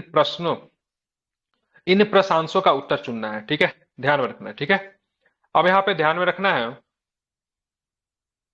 क्या प्रश्न दिया है? आपको इन दोनों कथनों का सावधानी पूर्वक परीक्षण करना है और नीचे दिए गए कूट का प्रयोग करके इन प्रश्नांशों का उत्तर चुनना है। भारत में समुद्री शक्यता पोटेंशियल को देखते हुए अपतट और गहरे सागर में बहुत कम मछली पकड़ी जाती है। भारतीय तट में अनेक खाड़ियां, उपसागर और ज्वारनद मुख्य और पशजल का अभाव है। ठीक है, ज्वारनद को एस्चुरी कहते हैं। ठीक है, ध्यान रखेंगे। देखेंगे दोनों कथन व्यवस्थित सत्य है और कथन 2 कथन एक ही सही व्याख्या करते, तो इसका आंसर पहला ही लिया है। ठीक है, सोल्यूशन देख लिया। भारत में सागरीय मत्स्यन का भरपूर विकास नहीं हो पाया, जबकि तटीय रेखा की कुल लंबाई 7516.6 किलोमीटर है। ठीक है, पूरा पूरा लिख दे रहा हूँ, 7516.6। ठीक है, अप्रोक्स 7570 दिया हुआ है। जबकि मछली पकड़ने के लिए उचित मग्न तट का विस्तार, ठीक है, 3,11,680 वर्ग किलोमीटर है। पश्चिमी तटीय भागों में 75% और पूर्वी तटीय भागों में लगभग 25% मछलियां पकड़ी जाती है। उष्णकटिबंधीय जलवायु तट के सहारे पर्याप्त संख्या में खारियों, ज्वार नदमुख, पशजल आदि का अभाव है।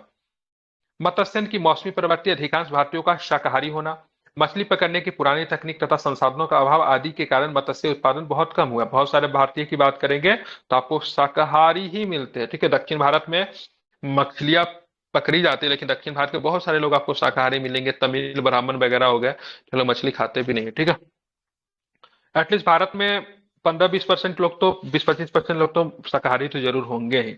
ठीक है, या फिर भारत में ये भी होता है ना, कुछ लोग एज के हिसाब से मतलब क्या करते हैं ना, मांसाहारी खाते हैं। जैसे उनका एज अधिक हो जाएगा तो मीट मछली को छोड़ देंगे। ठीक है, नॉनवेज खाना छोड़ देंगे, ये भी होता है, आप लोग देखते होंगे अपने परिवार में। भारत के दक्षिणी मध्य भागों में सामान्यतः तालाब सिंचाई प्रचलित है। इसका क्या कारण हो सकता है? भारत के दक्षिणी मध्य भागों में तालाब के माध्यम से सिंचाई होती है। इसका कारण क्या है? अपर्याप्त अगंभीर भौमजल, अपर्वशीय पृष्ठ अवनमन के साथ चट्टानी पठार, या फिर तरंगित भूमार्ग, गर्त अथवा मानव निर्मित तालाबों में वर्षा जल के संचयन में सहायक होना। बताना कौन सा स्टेटमेंट है, तो ध्यान रखें, तीनों के तीनों स्टेटमेंट सही लिया है। ठीक है, दक्षिण भारत में तालाबों द्वारा सिंचाई अधिक प्रचलित है। भारत के प्रायद्वीपीय पठार वाले भाग में सिंचाई का सबसे महत्वपूर्ण साधन तालाब है। अपर्याप्त अगंभीर भौम जल है, मतलब वाटर, जो जल जो होता है, मतलब भौम जल, मतलब जो पानी जमीन के अंदर संचित होता है, उसकी कमी है। अपर्वशीय पृष्ठ अवनमन के साथ चट्टानी पठार तथा अपरागम्य शैल संरचना तथा अल्प तरंगित अस्ताकृति वाले क्षेत्रों में जहां वर्ष ताप अत्यधिक मौसमी होता है। ठीक है, इन कारणों से इन राज्यों में तालाब के माध्यम से सिंचाई होता है। तालाबों द्वारा सिंचाई महत्वपूर्ण हो जाती है। तमिलनाडु, आंध्र प्रदेश, कर्नाटक, केरल तथा मध्य प्रदेश, ओडिशा तथा पश्चिम बंगाल भाग के कुछ क्षेत्रों में वर्षा जल को प्राकृतिक गर्तों या खुदे हुए तालाबों, बांधों द्वारा एकत्रित कर लिया जाता है। इस भंडारित जल को शुष्क काल में दौरान, ठीक है, नालियों के माध्यम से खेतों की सिंचाई की जाती है।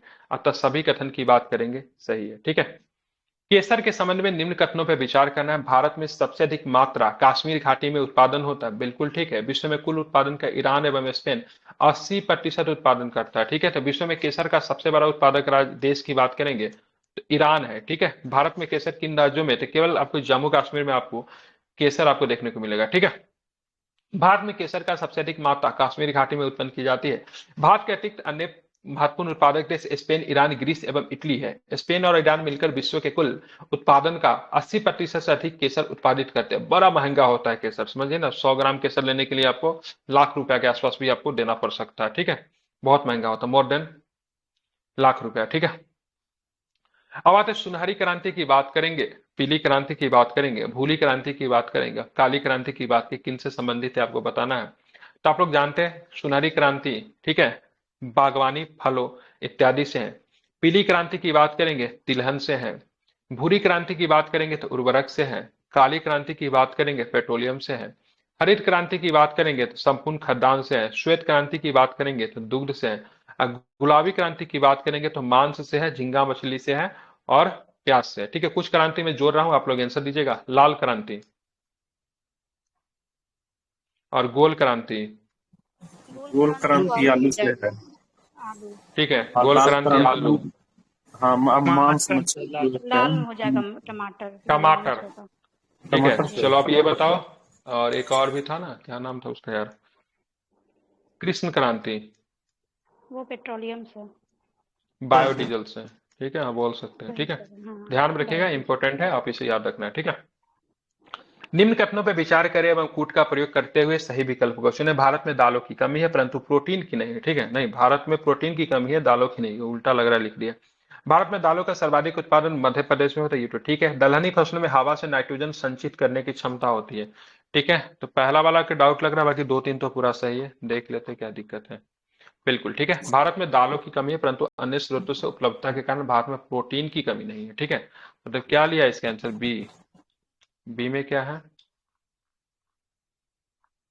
मतलब सारे ही सही है। ठीक है, सारे ही चाहिए। भारत में दालों की कमी है, प्रोटीन की कमी नहीं। बिल्कुल सही लिया इसको, मतलब अन्य स्रोतों से प्रोटीन प्राप्त किया जाता है। ठीक है, तो सारे ही सही लिया है।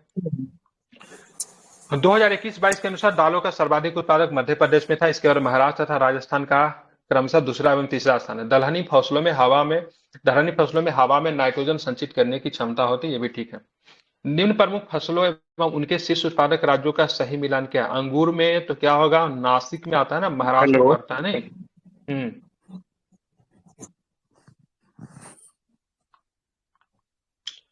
नासिक के सर आंसर बोल क्या रहे हैं दिया ना श्री? बोलिए बोलिए, जल्दी क्लास लेना है। कि कल मतलब एक सेट मार रहे थे तो जो दाल उत्पाद हाँ अच्छा हाँ, दाल दाल उत्पादन में उत्पादक क्या? की जो है बात है मध्य प्रदेश की, वो राजस्थान आंसर में हाँ, जो राजस्थान हो प्रथम गया मध्य है, प्रदेश इसीलिए है तो तो बोले उसमें नया दिया जो था कि नया नहीं जो अब इकोनॉमिक्स। सही है राजस्थान सर, नया डाटा। राजस्थान आपका मांस में हो गया है, दाल में हो गया और ऊन में हो गया है। ठीक है, ऐसे दाल दूध में भी शायद राजस्थान हो गया है। तो नया वाला इकोनॉमिक सर्वे में हम लोग दोनों देख में हुआ लेंगे। ये पहले का है तो छोड़िए, इस पे हम लोग ध्यान नहीं देते। ठीक है, नया वाला इकोनॉमिक सर्वे आएगा ना, इसलिए बोले ये सारा डाटा जो होता है ओके ना हर सर साल ओके ओके इकोनॉमिक सर्वे में बदलता है, तो हम लोग मुख्यतः इकोनॉमिक सर्वे से करेंगे। अंगूर नासिक महाराष्ट्र होता है। आम के उत्पादन में बात करेंगे, उत्तर प्रदेश अग्रणी है।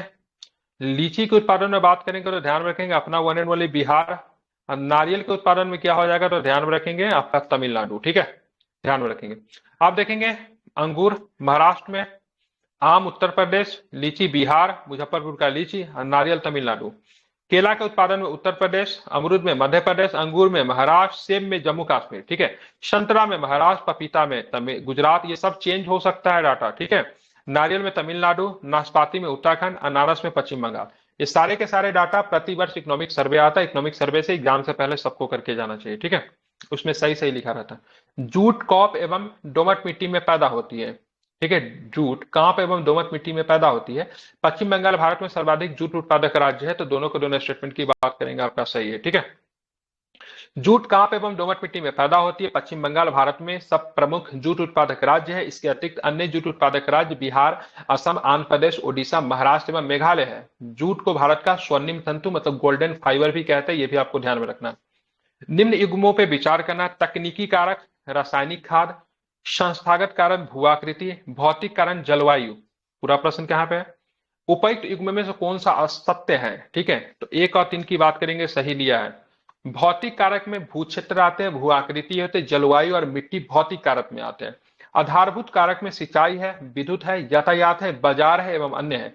तकनीकी कारक में HYV मतलब हाइब्रिड बीज आते हैं, रासायनिक खाद है, कीटनाशक है, कृषि तंत्र। ये सारे के सारे जो ध्यान में रखेंगे एक एग्रीकल्चर के लिए काफी अधिक महत्वपूर्ण होता है।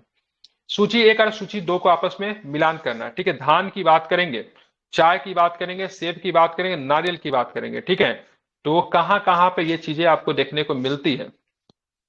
तो चाय तो मुझे पता है से भाई से ढलान डाल अस्ताकृति होती है।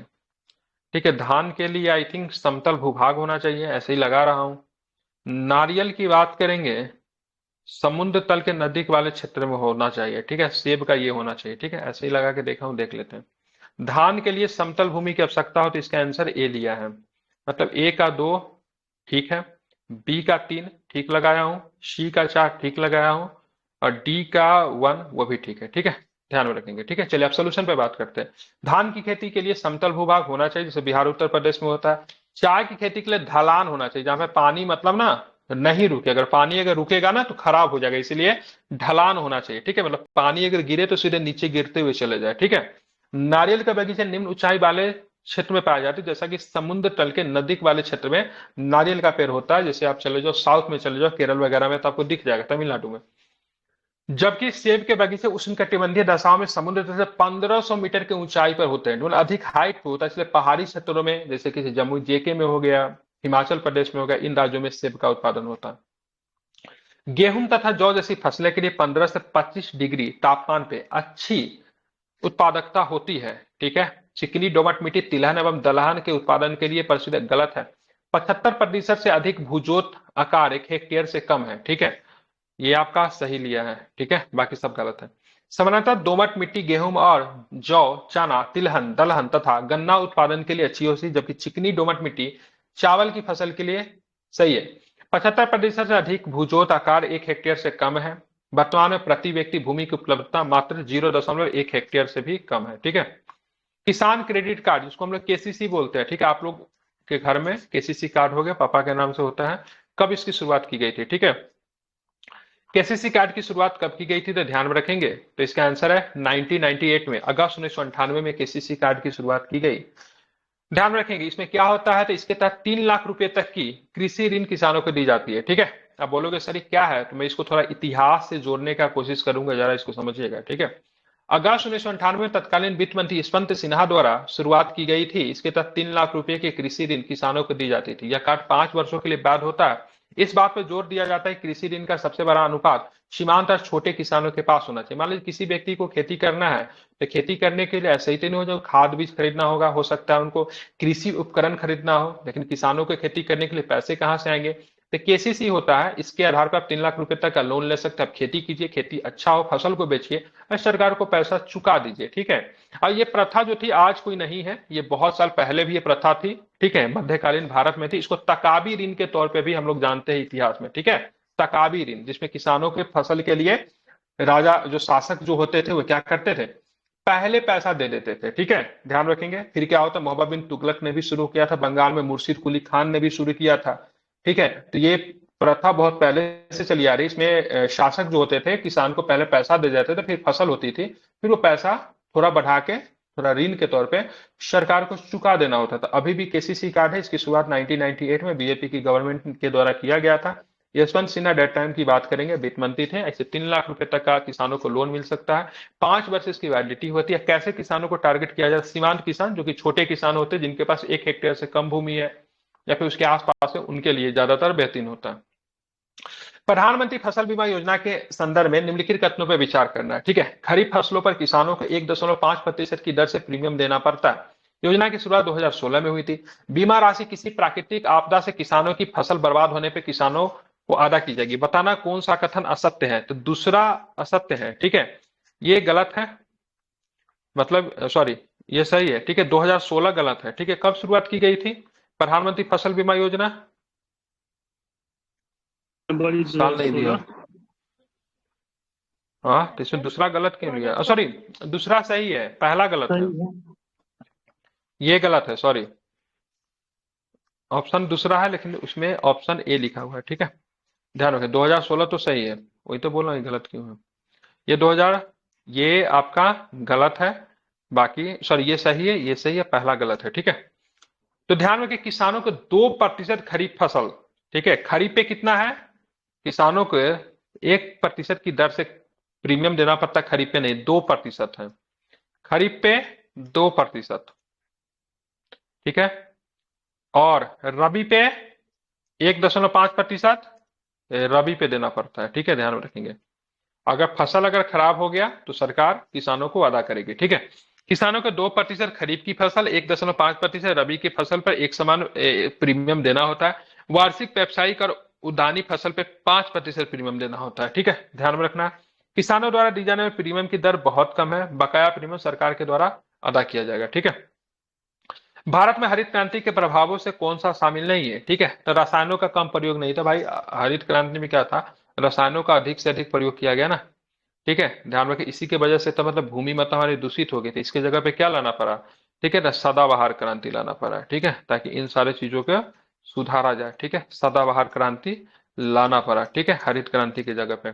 सकारात्मक प्रभाव क्या पड़ा? फसल उत्पादन में वृद्धि हो गई, खाद्यान्न आयात में कमी आई, किसानों को लाभ हुआ, औद्योगिक विकास हुआ, ग्रामीण को रोजगार मिला। ठीक है, नकारात्मक प्रभाव क्या था? गैर खाद्य अनाज शामिल नहीं है, क्षेत्रीय असमानताएं हो गई, रसायनों का अत्यधिक प्रयोग हुआ, पानी की खपत, मृदा जल उत्पादन में भी प्रभाव देखने को मिले। ये सब नकारात्मक प्रभाव थे। ठीक है, आप देखेंगे निम्न कथनों में विचार करना। झूम एक हस्तांतरित कृषि पद्धति, बिल्कुल ठीक है। झूम उत्तर पूर्वी राज्यों में पहाड़ी क्षेत्रों में प्रचलित है, ऑलरेडी हम लोगों ने ऊपर बात कर लिया है। ये दोनों के दोनों स्टेटमेंट की बात करेंगे। सही, इसमें क्या होता है, उस स्थान की उर्वरता, जैसे जनजाति लोग जो होते हैं, आदिवासी समुदाय के लोग जो होते हैं, एक जगह पे खेती करते हैं, और जब वहां की जब उर्वरता समाप्त हो जाती है तो उस जगह को छोड़ के फिर दूसरे जगह पे चले जाते हैं, फिर दूसरी जगह पे सेम खेती करते हैं। ठीक है, तो आदिवासी समाज में झूम की खेती प्रचलन है।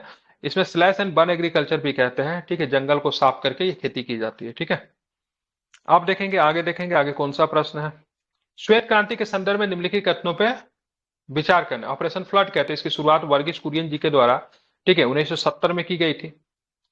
ठीक है, वर्तमान प्रति व्यक्ति दूध की उपलब्धता 400 ग्राम प्रतिदिन, मतलब एक व्यक्ति को 400 ग्राम, तो ये गलत लिया है। कितना है भाई, तो ध्यान रखें 427 है। ठीक है, तो बात करेंगे 2021-22 के अनुसार, अभी ये नया वाला आ गया होगा डाटा ना, तो इसके अनुसार अगर बात करते हैं तो प्रति व्यक्ति 427 ग्राम दूध प्रतिदिन मिलता है। ठीक है, दूध उत्पादन की वृद्धि को ऑपरेशन फ्लड के तौर पर भी जाना जाता है। श्वेत क्रांति के जनक कौन थे, वर्गीस कुरियन थे। भारत में इस क्रांति की शुरुआत 1970 में हुई, जब राष्ट्रीय डेयरी विकास बोर्ड की स्थापना की गई। भारत में बागवानी कृषि के अंतर्गत उगाई जाने वाली फसल कौन सी है, तो भारत में ध्यान रखें नारियल भी है, चाय भी है, रबर भी है, कहवा भी है। ठीक है, या बागवानी कृषि इसको कहते हैं, ध्यान रखेंगे। प्लांटेशन क्रॉप कहा जाता है। ठीक है, बहुत सारे चीज, कॉफी हो गया, रबर हो गया।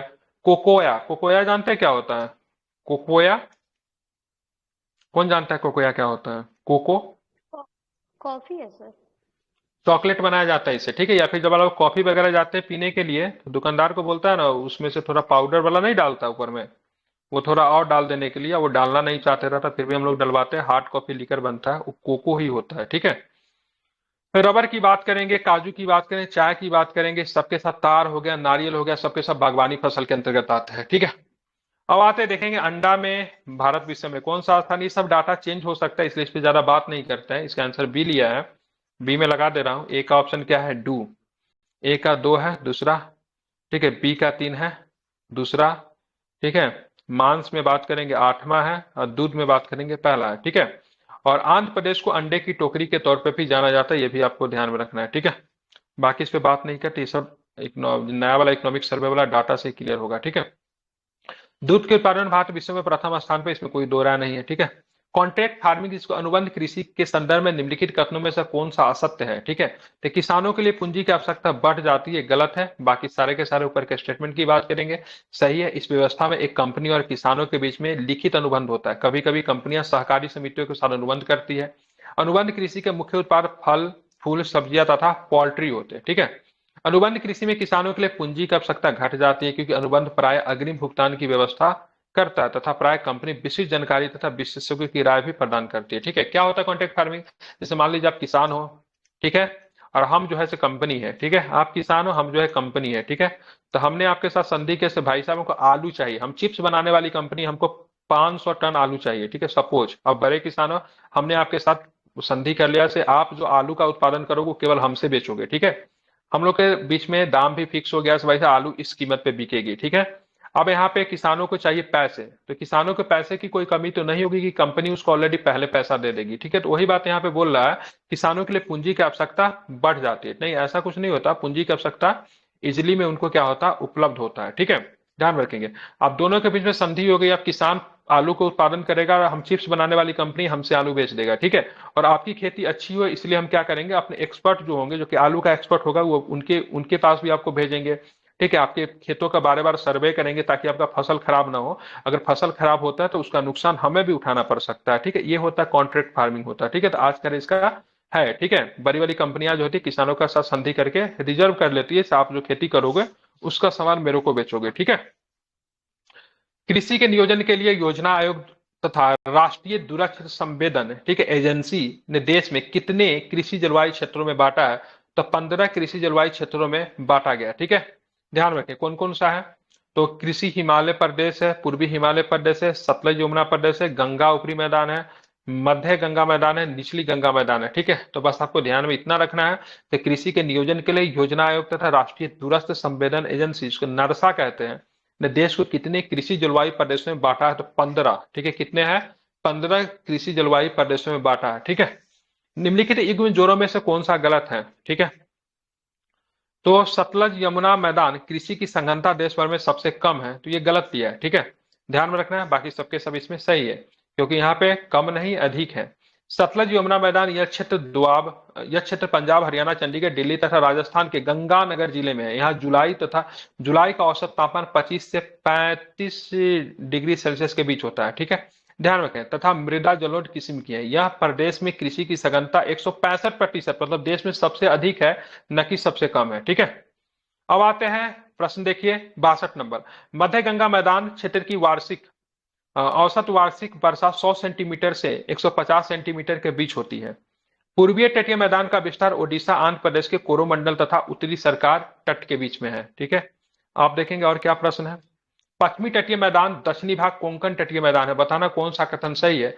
तो ऊपर का दोनों स्टेटमेंट सही। इनसे कई बार प्रश्न पूछा जाता है, जरा इसको समझ लीजिए। ठीक है, पश्चिमी तटीय मैदान का विस्तार पश्चिमी तटीय मैदान का विस्तार महाराष्ट्र, कर्नाटक, केरल तथा सीमांत क्षेत्रों में। उत्तर में इसे कोंकण तटीय मैदान तथा केरल के सीमांत क्षेत्रों में, ठीक है, उत्तर में इसे कोंकण तटीय मैदान तथा केरल के सीमांत क्षेत्रों में कहा जाता है। उत्तर में इसे कोंकण तटीय मैदान तथा दक्षिण में इसे मलावा तटीय मैदान के नाम से जानते हैं। यह भी आपको ध्यान में रखेंगे। ठीक है, कोंकण तट, ध्यान रखें, गोवा के तट को कोंकण तट कहते हैं। ठीक है, दक्षिण में आप जाओगे तो मलाबार आपको केरल में आपको देखने को मिलेगा। ठीक है, भारत में 20 कृषि पारिस्थितिकी क्षेत्र है, ध्यान रखें, बिल्कुल ठीक है। भारत में कृषि का इतिहास एम.एस. स्वामीनाथन ने लिखा, तो ये गलत है, केवल एक आपका सही है। ठीक है, भारतीय कृषि का इतिहास एक किताब है जिसको एस.एस. रंधावा ने लिखा है। ठीक है, भारत में नेशनल ब्यूरो ऑफ सॉइल सर्वे के अनुसार 20 कृषि पारिस्थितिकी क्षेत्र और 60 कृषि पारिस्थितिकी उप क्षेत्र में विभाजित किया गया। इसका वर्गीकरण मिट्टी, जैव, जलवायु एवं प्राकृतिक भौगोलिक परिस्थितियों के आधार पर भी किया जाता है। एक साथ एक भूमि पर 2 या 2 से अधिक फसल उगाना इगुम पैदावार कहलाता है। खदानों के सुरक्षित भंडारण की सापेक्षिक आर्द्रता 14% होनी चाहिए। ठीक है, कौन सा ये, तो केवल दूसरा सही है। ठीक है, पहला वाला गलत है। ठीक है, एक साथ एक भूमि पे 2 या 2 से अधिक फसल उगाना, ठीक है, ध्यान में रखना, इगुम खेती नहीं कहलाता है। ठीक है, ध्यान में रखेंगे, क्या कहलाता है, क्या लिखा हुआ है, 2 या अधिक। ठीक है, चलिए सोल्यूशन देखते हैं। खाद्य एवं कृषि संगठन के मानकों के अनुसार खदानों के सुरक्षित भंडारण के लिए 14% तक आपेक्षिक आर्द्रता होनी चाहिए। आर्द्रता कितना, ह्यूमिडिटी कितनी है, 14%।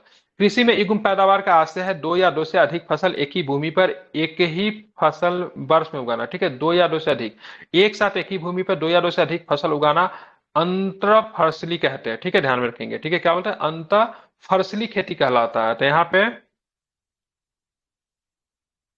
एक साथ एक भूमि पर 2 या 2 से अधिक फसल उगाना, यहाँ पे क्या दिया हुआ है, 2 या 2 से अधिक फसल एक ही भूमि पर एक ही फसल वर्ष में उगाना। ठीक है, तो यहाँ पे थोड़ा सा डिफरेंसेस है। भारतीय कृषि निम्न उत्पादकता का कारण क्या है। ठीक है, तो ध्यान, जनसंख्या का दबाव ज्यादा है। ठीक है, प्रच्छन्न बेरोजगारी है और भू जोतदार का छोटा आकार, ये सब के सब कारण है जो कि भारतीय कृषि में निम्न उत्पादकता का कारण ये सारे के सारे हैं। ठीक है, ध्यान में रखना है। ठीक है, अब आते आगे देखेंगे कौन सा प्रश्न, वो भी जरा हम लोग देखते हैं।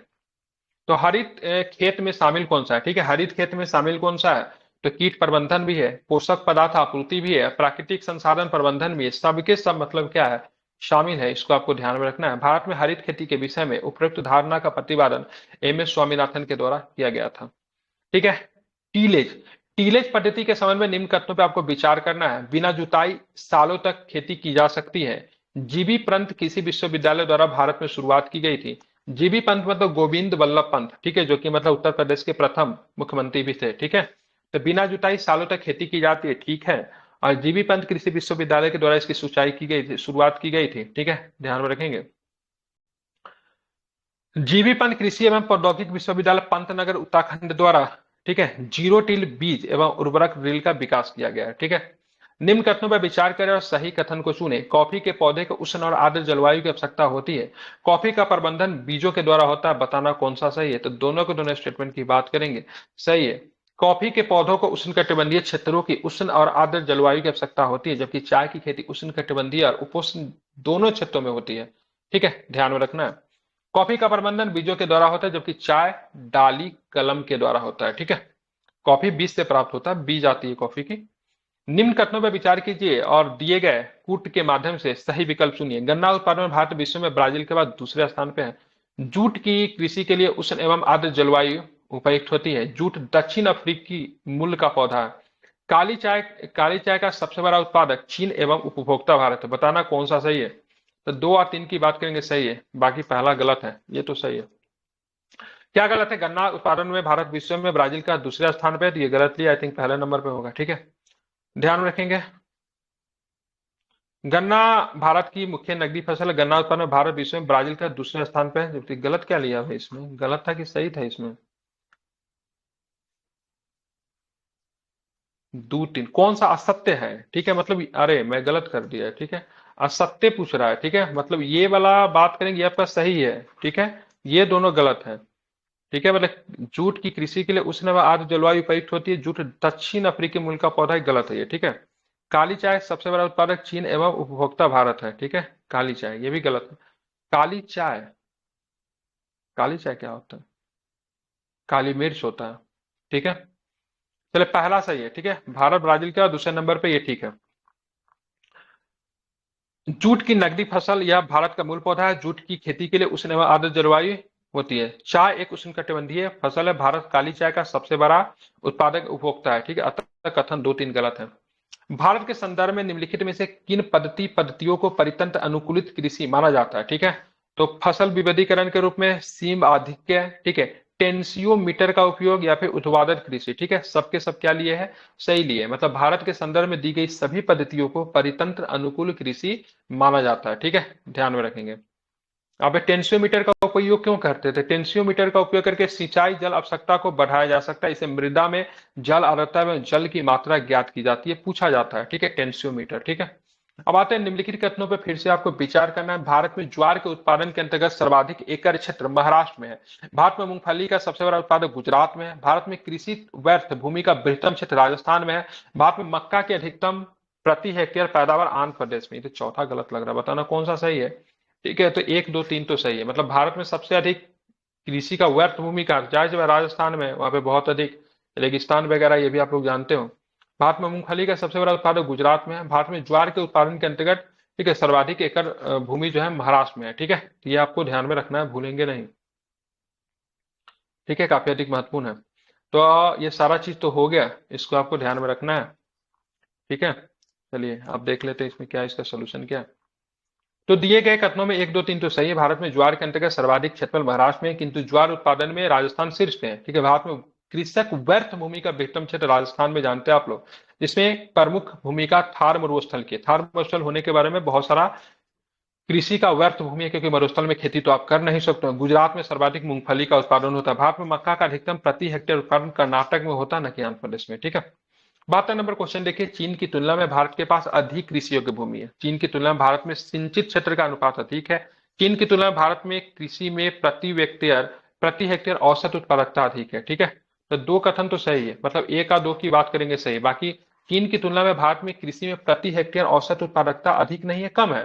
चीन की तुलना में हमारे पास भूमि अधिक है, हमारे पास सिंचित क्षेत्र भी अधिक है। लेकिन मान लीजिए 1 हेक्टेयर में हम लोग 5 कुंटल अनाज, ठीक है, 5 कुंटल अनाज का उत्पादन अगर हम करते हैं ना, ठीक है, तो चीन इसी 1 हेक्टेयर में 25 कुंटल कर देता है, ठीक है। मतलब उसके पास भूमि कम है, लेकिन अनाज का उपज वो ज्यादा कर पाता है, ठीक है। समझ रहे हैं ना? इसीलिए वो अपने इतनी बड़ी जनसंख्या का भूख आसानी से मिटा देता है। ध्यान में रखना है, ठीक है। देख, चीन भारत से लगभग 3 गुना है, ठीक है। मतलब ध्यान रखेंगे, अगर यहाँ पे चीन की तुलना में भारत के पास अधिक कृषि योग्य भूमि है। कृषि योग्य क्षेत्र के मामले में भारत 15.97 करोड़ हेक्टेयर है। विश्व में अमेरिका के पास 17.44 करोड़ हेक्टेयर के बाद दूसरे स्थान पर भारत है। जबकि चीन के पास कृषि योग्य भूमि बहुत कम है, 10.3 करोड़ हेक्टेयर है। यद्यपि भौगोलिक क्षेत्रफल की दृष्टि से चीन भारत से कितना गुना है? 3 गुना ज्यादा है, ठीक है। किंतु वहां पर कृषि योग्य भूमि भारत की तुलना में कमी पाई जाती है। चीन की तुलना में भारत में सिंचित क्षेत्र का अनुपात अधिक है।